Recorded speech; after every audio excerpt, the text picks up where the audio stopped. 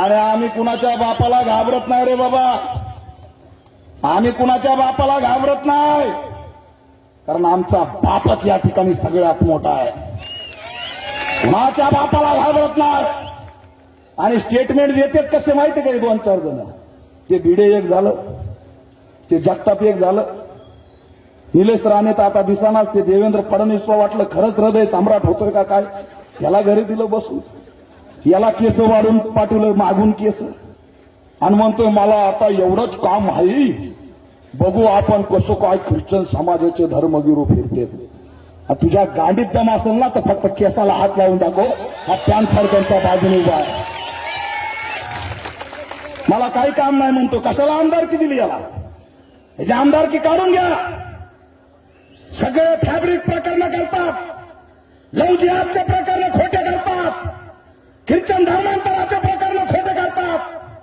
म्हणे ख्रिश्चन धर्मांतर लय करू लागले. आणि तुझं राजकीय धर्मांतर किती चालू?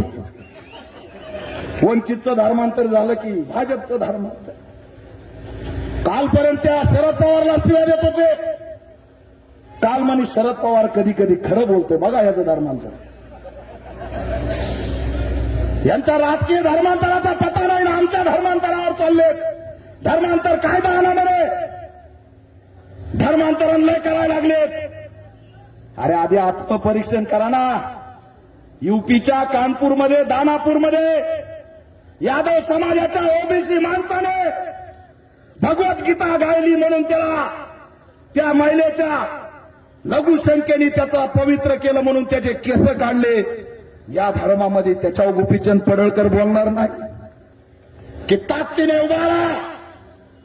तुमची राजकीय शक्ती दाखवल्याशिवाय पर्याय नाही.